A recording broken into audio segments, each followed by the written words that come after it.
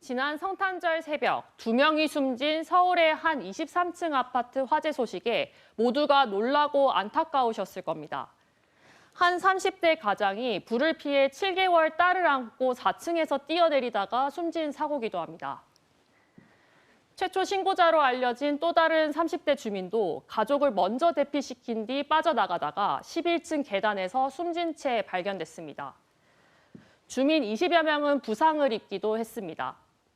여러 명이 모여 사는 특성상 불이 나면 큰 피해로 이어지는 이런 공동주택, 아파트 화재가 적지 않습니다.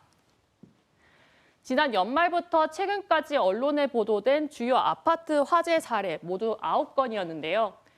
겨우 보름 사이에 5명이 화재로 안타까운 죽음을 맞았습니다. 관련 자료를 좀 더 자세히 살펴봤습니다.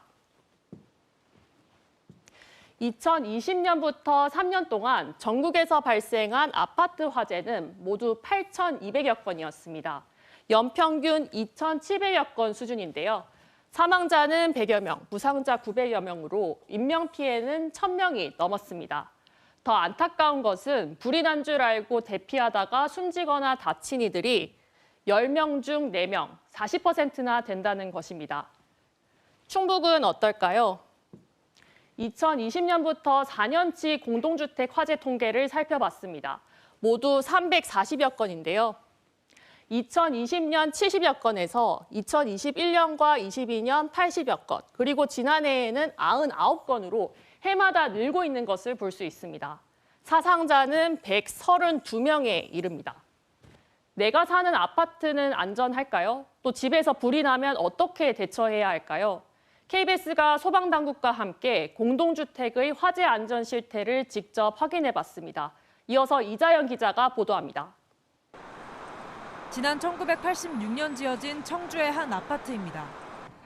불이 났을 때 비상 탈출로가 되는 계단과 통로에 온갖 물건들이 쌓였습니다. 대부분 상자와 스티로폼 등 불에 타기 쉬운 가연성 물질입니다. 통로에는 한 명이 겨우 지나다닐 정도의 공간만 남았습니다. 피난 동선에 있는 이런 물건들은 과태료의 대상이 될 수도 있고요. 불이 났을 때 대피해야 할 옥상 출입문 앞도 창고처럼 쓰고 있습니다. 옥상 출입문 앞에 상자, 선풍기 같은 다양한 물건들이 쌓여 있는데요. 이렇게 쌓여 있는 물건들은 비상시 대피를 방해할 수 있습니다. 또 다른 아파트입니다.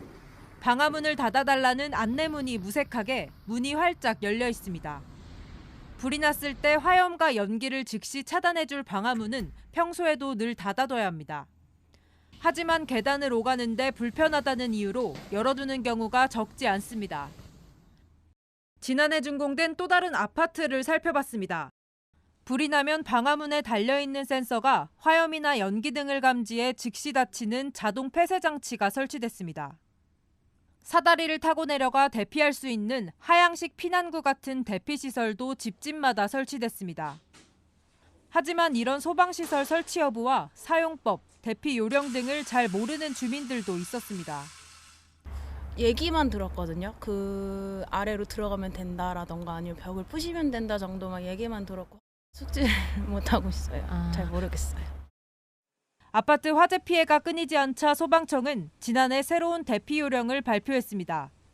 즉시 대피할 수 있는 정도의 화재 상황에서는 계단을 이용해 낮은 자세로 지상층이나 옥상 등 안전한 장소로 대피해야 합니다.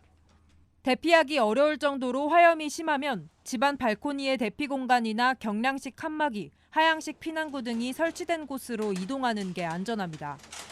집 밖에서 불이 났다면 즉시 대피하거나 화염이나 연기가 들어오지 않게 문을 닫고 젖은 수건 등으로 틈새를 막아야 합니다. KBS 뉴스 이자연입니다.